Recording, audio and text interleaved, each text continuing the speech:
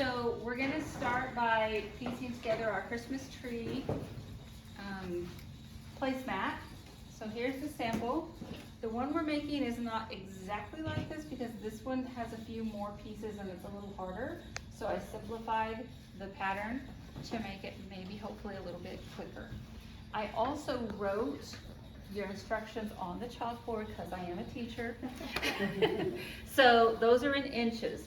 Your green strips, you need to decide what order you're going to layer them in, which is going to be the top of the tree, the second, the third, and the fourth, the bottom part of the tree, because you're going to cut them different lengths depending on the placement you want. So the shortest green strip is going to be 5.5 inches, which that is this one right here. And then the next one is going to be 7.5, then 9.5, and 11.5. These need to be cut exact. So let's talk about using your ruler, because that's kind of a little bit of a challenge. So I got a cutting board here, and you guys can get where you can see. I'm just going to grab any old strip here. Okay. So one thing I want to do is make sure that my starting end is straight. So if you get one that's a little wonky or it's got a selvage, we don't want the selvage. So the first thing you're going to do, and I'm right-handed, so Jennifer, everything's going to be backwards to you. And okay, Jean's a lefty too, so you'll do everything backwards. So some of you are new to rotary cutting. So let me first say to you, this will cut your hand off. It is so sharp. Here's my testimony. So I have a habit whenever I'm done using it, I always flip the guard back up. I think the pink ones that you bought from me automatically flip the guard up. I never lay it down. When I'm at my mom's, I look around and it's just laying there with the blade open. I'm like, that's so scary. So I always just have a habit of closing it. So you're gonna line up the edge of your jelly roll strip with one of your lines across your ruler. It doesn't matter which one, as long as it's one of the straight ones. The secret to cutting with a rotary cutter is to put your pressure on the ruler straight down, because it's our tendency as newbies to kind of go like this and it'll move on you, and then everything's wonky. So you've got to get over it. You get it lined up the way you want. You've got to get over it, and you've got to put pressure straight down, and that holds everything in place. Then you just take your ruler along the side, touch your blade right up against the ruler and just drive it right up there, and your piece should come right off, as long as your blade is sharp. So the first thing you have to do is you have to have a clean edge. Then you got to turn it around to do your actual measuring. Now, if you have the ruler that you bought from me, you've got one that's big enough. If you have a smaller ruler, you might need to borrow one of mine, which is fine. So let's say I'm gonna cut the 5.5, then I'm gonna look on my ruler to find the 5.5 mark, and I'm gonna line up so that everything is square. So I know that I'm gonna be perfectly square and cut. So there's my 5.5 inch. So the secret to ruler cutting is pressing down, not pressing out. So that's how you're gonna cut your strips that you have, are probably like 20 inches long. You're gonna cut them into those 4 measurements as I explained. Then In you the order have, we want them in the tree? sorry, what? Is it in the order we want them in the tree? You have to put them in the order you want them in the tree. So the 5.5 is your point of the tree, and then as they get bigger, it goes down to the base of your tree. I've already given you the little brown stump piece, the trunk, that's already on at your place, so you don't need to worry about that. It's cut the right size and everything. So then we're gonna worry about our beige strips, and I also wrote this up for you. Notice the green strips have to be exactly that size. The beige strips, that's their minimum. They can be a little bit bigger, and you have got way more beige than you need. So you've got some wiggle room, you've got some room for error. So you're gonna cut this as long as you need it. I think the shortest one needs to be 5 inches. So that's the first thing, is cutting our pieces and getting those all ready, deciding where they're gonna be. So you can see when we line them up that the small portion of green is gonna have the big portion of beige, because they're all gonna be 16 inches wide when we're done. So the bigger the green, the less beige you're gonna need. And again, don't look at this model too much because this is actually a quilt block and then I had to put extra on it to make it a placemat. So yours isn't gonna be exactly like that because that's just more piecing than we need to do. Okay, so the technique. Here's my little 5-piece. Now I better use a bigger one because I got small pieces. So this is my 7.5. So this is my second one down. So I had to make sure that I have a beige that's the right size. So again, the beige are in order, so I need at least a 7-inch beige to go with my 7.5 inch. So this technique is making an angle, like you see this angle right here. I'm teaching you how to make this angle. So you put your faces together, always your right sides of fabric together, and we're gonna make it at a right angle. So there's my green underneath, and then there's my beige like this, so that they're perpendicular to each other and they're lined up perfectly on the cut edges. So then your ruler has a line on it that says 45. Now if you bought the pink ruler kit, it has a 30 and a 60 and it has lots of different lines. You need the 45 degree. Don't cut it with any other angle. You need the 45 and it's marked. It says 45. So mine only has a 45, so I can't get confused on this one. So I'm gonna put my 45 line right down the inside of my beige. Yeah, I'm looking at the wrong side of my beige because I got my right sides together. So then I've got a line right here that lines up with my ruler. We're gonna use any kind of pen. It doesn't have to be a fabric marker because this is not gonna show. If you wanna use a fabric marker, that's fine. And we're just gonna trace that line. That's my sewing line. So I'm just gonna take a couple of pins and hold it down before I even pick it up off the mat. If I pick it up, then I mess things up.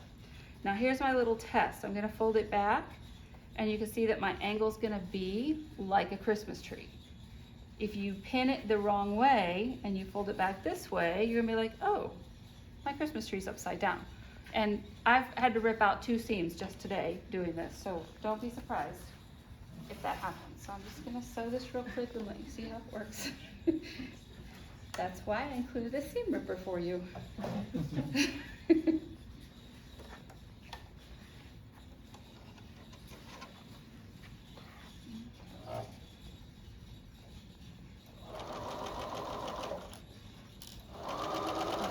Follow along the line that I just made.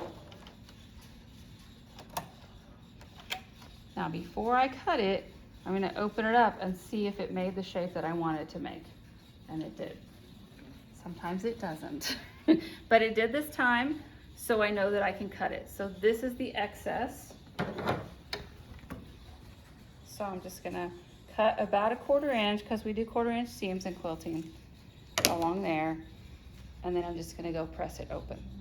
I'm gonna do the same thing on the other side, but this time it's gonna be opposite, because I need my angles to go the same way both times. So I'm gonna put it face down, dropping down from my green. This is the hard part. Line this up and decide. Is this gonna be the right angle or the wrong angle? It's the right angle, I think. We'll see. I thought it was a test. You were like, I'm going home. Well, I really wasn't sure. It's not really a right angle, it's the correct angle. Yeah, that's true. It's not a right angle. It's a 45-degree angle. It's the correct angle.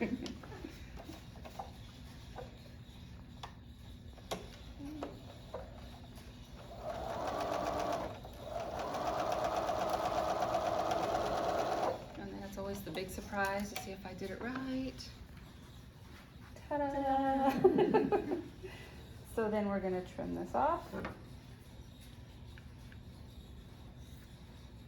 You press, the way you press it is really personal preference. I prefer to just press mine, like both pressing them out or pressing them both in. If you're used to pressing your seams open, you can press it open too, as long as you do press it. Remember when we're pressing for quilting, we don't go back and forth with the iron like you do when you're ironing clothes. because you'll stretch your material and your blocks will become wonky. So you want to make sure that you get things where you want them to be, and then just put your iron down and and just put some pressure on it and let the heat do its job. So, okay, so here's one that I have put 3 rows together. So remember the stocking and how we had to lay the row on top? So in this case, well, this isn't the right size, but let's pretend like it was. So I want to lay it there first and make sure that it's where I want it to be and it's going the right direction. And then I'm going to flip it over to sew it down. Because if I just lay it down like, oh, okay, that matches up really nice, then when I open it, it may or may not match. So make sure that you lay it first. The other thing is lining up your centers. We don't care about our outside edges. Notice how my outside edges are kind of all different lengths. That doesn't matter because we're going to trim it later. So we need our outside edges. So we're going to fold the tree portion. Not the tan part, not the beige. We don't care. They're not going to match. We want to match this seam here. And then we're just going to do a finger press. Just like that so that you can see it. And then when I open it up, I'm going to do the same thing with this one. Just do a finger press, and when I open it up, you can see that that's my center. That's what I need to match. So I'm going to match my little lines together. Just going to take a clip or a pin, whatever you prefer to use, and make sure I keep my centers together. And then just do my clips the rest of the way along. Or pins if you prefer, it doesn't matter. Okay, does that make sense how we sew our strips together? So I'm not going to put that one on because it's the wrong size. Okay, so we sew them all together. We're going to end up with something that looks a little bit uneven on the outside edges, and that's perfectly fine. 4 strips, and then the last strip is going to be our stump or our trunk of our tree. And you have a 2.5-inch square at your place already. That's a candy square. That's the 2.5-inch ones are called candy squares. So I cut them for you already, and then you're just going to put the strip on it as well. You don't have to do any angle, just a 1/4-inch seam on one side, a 1/4-inch seam on the other side, and you've got your little stump. And then you're going to do the same thing to attach it to your tree. So that's how we're going to get the center. Okay. Then you're going to put your binding on, and I guess we can practice with this one, or your border, I mean. So the outside edge is your border, and it really doesn't matter which way you do it. I happen to do this one. If you look closely, you can see that the side is short and the top and bottom are long. I could have done it the other way. I could have stopped the top and bottom ones right here and made the sides longer. It doesn't really matter. It's just whatever you do is fine, as long as you get everything covered. So you've got your border.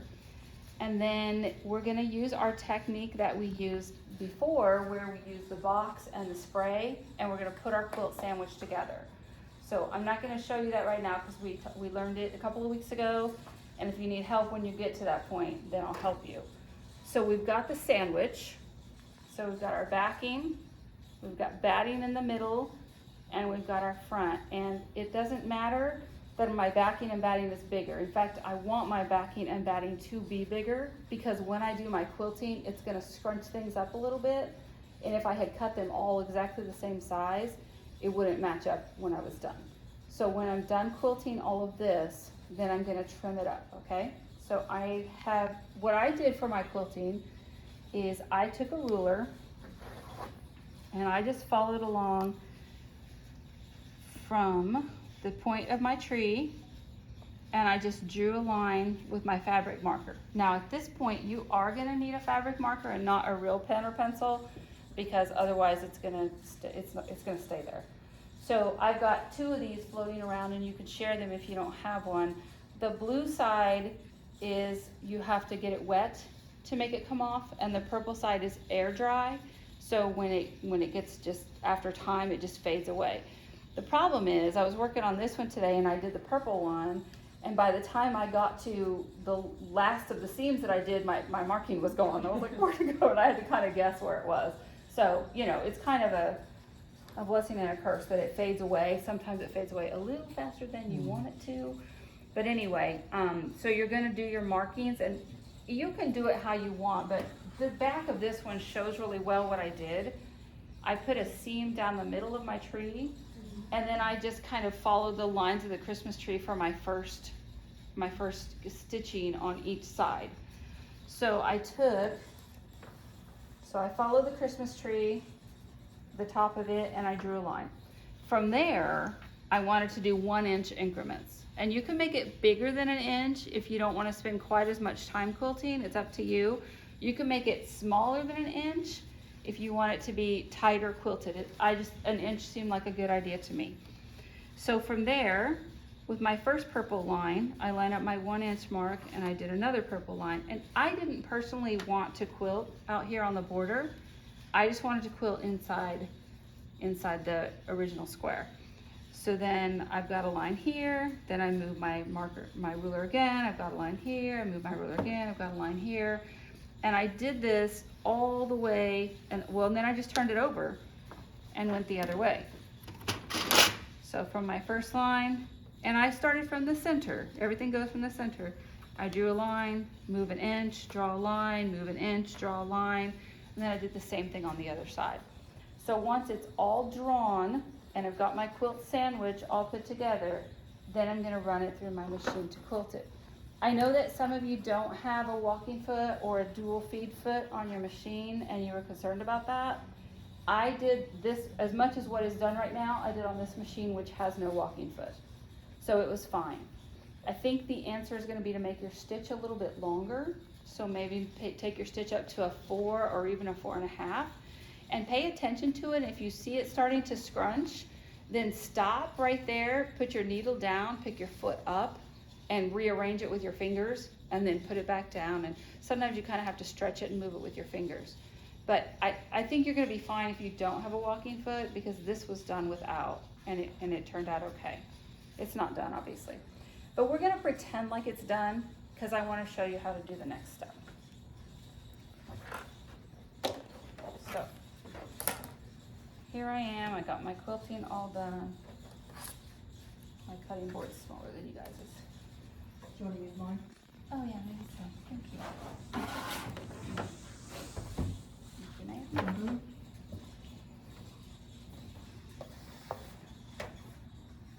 Okay. So I'm gonna line up my ruler perfectly with my corner. If your corner's not perfect, don't panic, you can just square it up. So let's say that when I laid my ruler down, it kind of came out like that. It could happen. Then you can just go ahead and cut around your ruler, and then your placemat will be square when you're done. I tend to be a little more concerned about the evenness of the border than I am about actual squareness. So if my border were really wonky and not square, then instead of having a 2 1/4 inch border, I'd probably pull it down to 2 inches. And I do 2 inches on this seam and 2 inches on this seam. And I'd cut like that and just kind of cut off some of the wonkiness. So my placemat would be a little bit smaller, but it would be more square. So it's up to you, but don't worry if it's not perfectly square. It's probably not gonna be. There are ways to fix it. So mine happens to be okay at 2 1/4. So I've got it squared. I ran off the mat, so I can't cut the rest.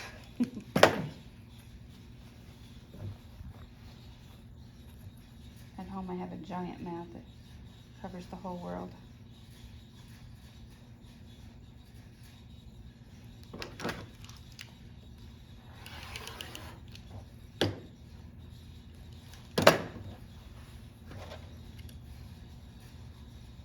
Just work your way around, evening it up as you go.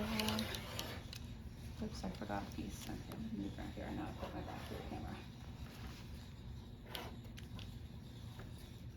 Okay, almost there. And you really shouldn't go across the top. I'm always really tempted to just go vroom, vroom. And I mean, you can, and I do sometimes. It's not really safe. because as soon as you go this way, if you jump it, and sometimes your blade will jump your ruler if you're like really nervous and you're doing it and you're kind of tight. So I'm just gonna recommend, if you're a newbie with the rotary cutter, I would not go around corners. You can take my advice or not.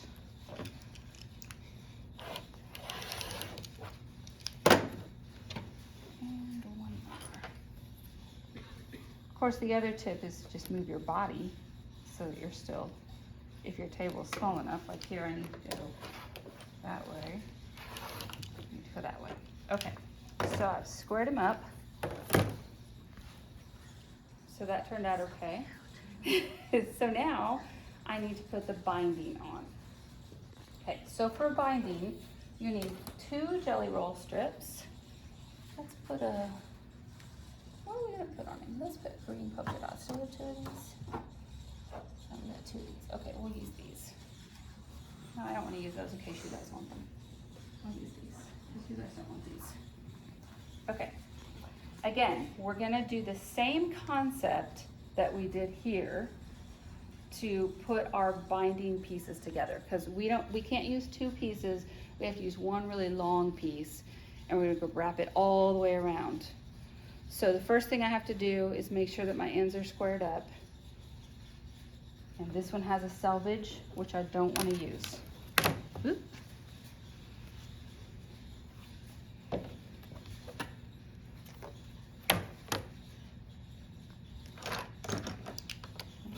That selvage off. And then this guy here.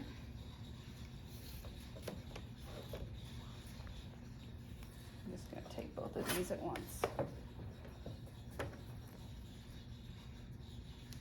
Turn it up, press it down. Okay. So the first thing I want to do is make this one big long strip.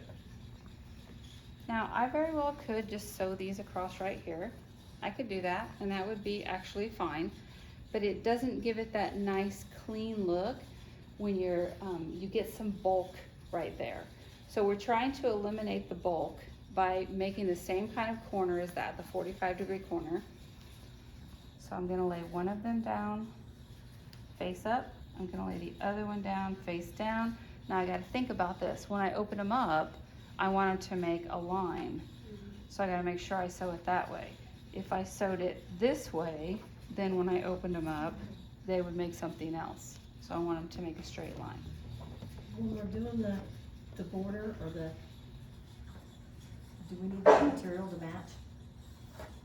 This is the binding that I'm doing, which is around- equivalent to the green Yeah. here. Okay, Do you mean, do we want both pieces the same? no, or what you're sewing together, are they supposed to be identical? I would personally use them identical. If not, what you're gonna have is you're gonna get halfway around your placemat, and then you're gonna have a change in fabric. Okay. Because this is this outside binding, this is what brings your quilt sandwich together. I mean, I've seen people do it with just like pieces of binding, just like a scrappy quilt, but since this isn't really a scrappy quilt, I would probably use the same, but again, that's up to you. It's your choice. So I'm gonna do the same technique here. Everything wants to slip off my table. I'm gonna line it up. I gotta think about if that's the right direction or not. Draw my own line. Can't use clips for this job. In there.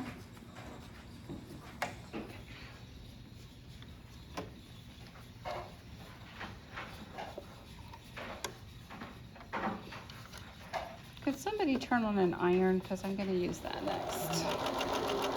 You got one on already? Okay, thank you.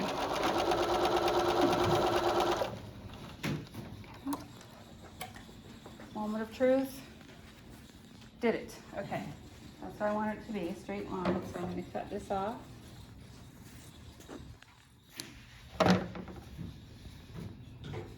And then I could press it, but I'm just not going to right now. Okay, the next thing you're gonna do is you're gonna fold this big long thing in half, really long hot dog style. And you're going to press it. Okay, so I'm just gonna press for this.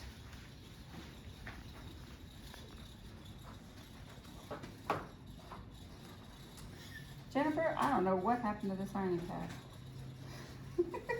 I know it wasn't you. Cracks me up. I thought you were gonna say, well, I did set it up for a left-handed person. Yeah, you did. The cord's on the wrong side for me.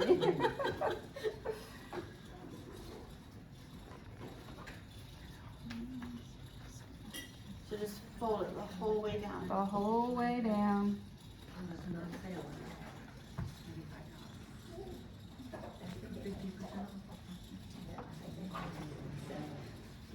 And then you fold the two ends in on themselves then?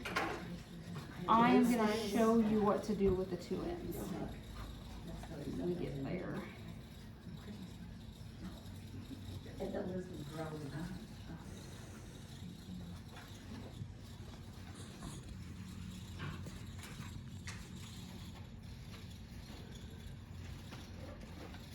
This is just a traditional quilt binding with mitered corners.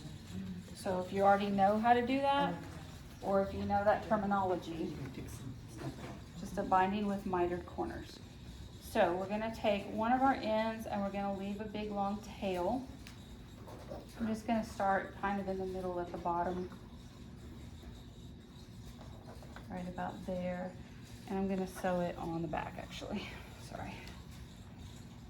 Okay, I'm gonna leave a big long tail because I've got more than I need, so I'm fine. So I'm gonna actually start sewing right here. And then I'm gonna sew my way up to the corner. And when I get to the corner, if you need help with this, then measure yourself a 1/4 inch in. And then put a pin there so that you will remember to stop at the 1/4 inch. So I'm gonna go from the center, leaving this big long tail, and I'm gonna stitch up here to the 1/4 inch, and that's where I'm gonna stop. And then I'm gonna do a little back stitch to make sure I lock it down so it doesn't come open. And then I'll show you what's next after that. And we're doing this on the back side.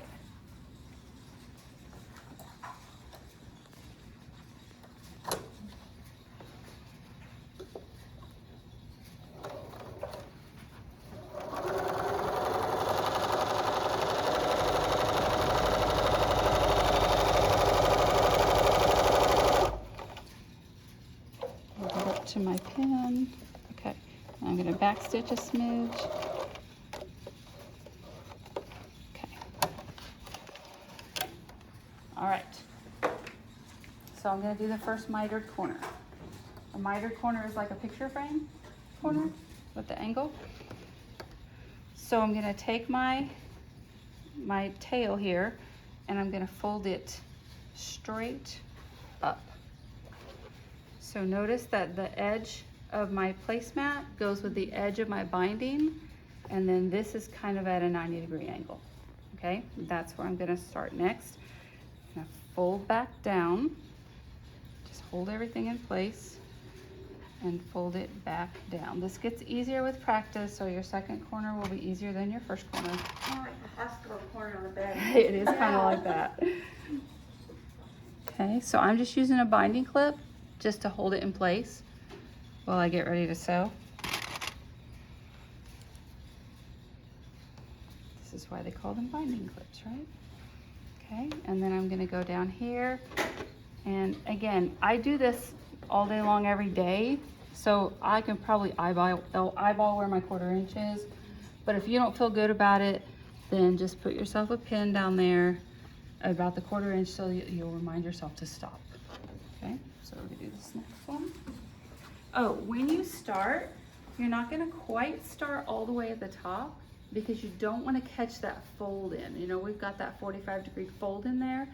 So we're gonna start a 1/4 inch down from the top.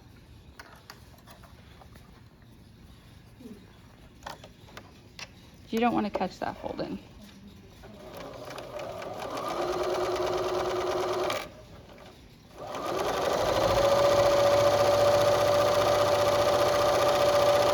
And again, I'm doing this with no walking foot, so if you don't have one, you're fine.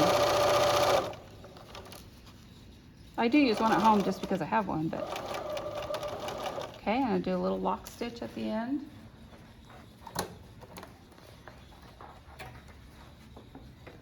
Okay. So my corner that that I just made looks like this. You see how that just kind of stands up? Okay. So I'm going to do it again so you can watch me do it again. So I stitched to a 1/4 inch, then I'm going to fold this up so that the placemat and the binding make a line. Following me? Okay. If I finger press that, I'm going to hold it in place, and I'm going to fold my binding down now to match it up with the corner. And I'm going to put a clip right there to hold that little fold in place that I just made.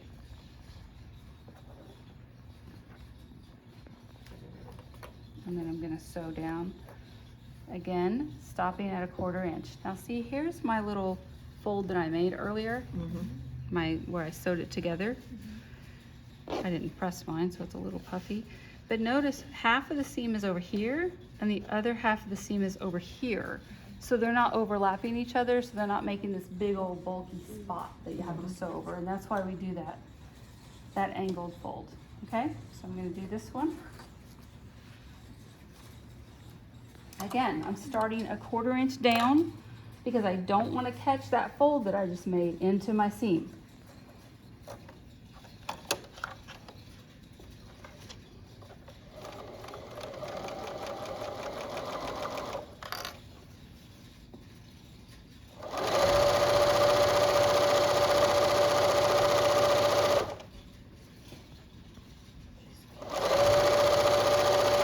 You would probably want to have pins or clips all the way down to hold everything in place.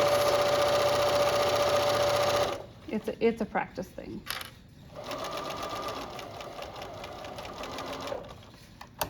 Okay, stopping a 1/4 inch. Do you want to see me do one more corner? Sure. Yeah? Okay, it's a quiz. What do I do now? You're gonna fold that down. I'm gonna fold it down towards you. me. Okay. Line up your side. Line up my edges. I'm gonna see Okay. what you mean by the edge of that and the edge of that is the same. So I have a straight line Okay, from my. And then Okay. finger press it, And I'm gonna finger press it. and then you're gonna hold it. Okay. And you're gonna bring that back down and line up your And then I'm gonna edges. fold this back. Being careful to hold it. Being careful to hold it. Put a clip on that. Get a nice square edge. There you go. Remember this, you're gonna have to. She's got a good memory. You're Okay. gonna have to help me. There we go. And where am I gonna start stitching? 1/4 inch away. 1/4 inch away, because I don't want to, and you can feel the fold in there. So you don't want to catch the fold in there. Do a little tiny back stitch, okay? So I'm not actually gonna sew this one, but I want to show you what the corners are gonna look like when we open them up. So when we're ready to do the front, suppose we had trimmed all these away. Okay. So I'm gonna take one side, I'm gonna clip it down. I'm gonna take the other side and I'm gonna open it up. You see that? Okay. Then I'm gonna bring my other side around until my edges meet in a perfect 45-degree angle, if they're going to.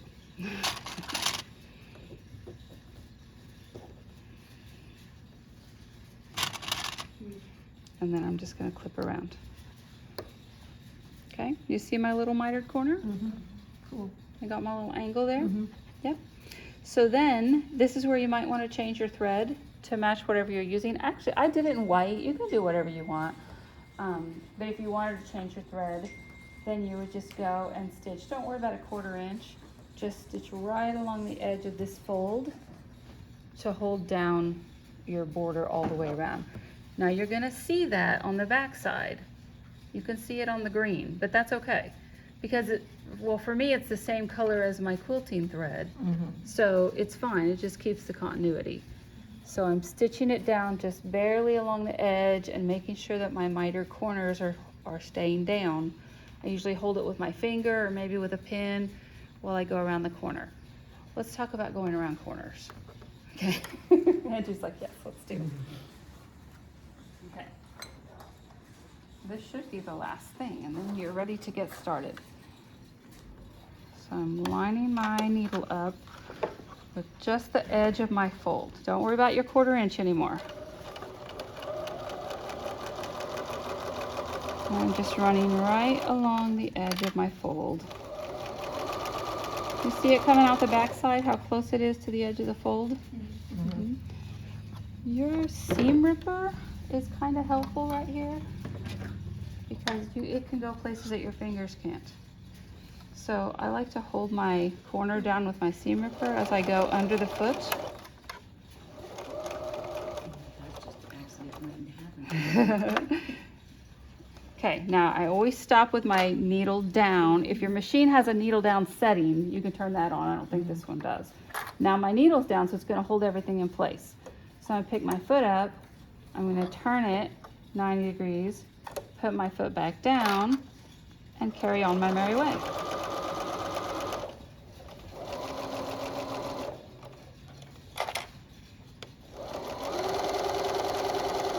And we'll just stop it right there for demonstration purposes so that you can look at, see the stitch I just made? I just stayed as close to the fold as I could. I made sure that I got to my miter corner, put my needle down, pick my foot up, turn my project, put my foot back down, and carry on. And you see the back of the miter corner is as pretty as the front. Hers is pretty. So that's it. Now you know how to make this now. Okay. I think we're good.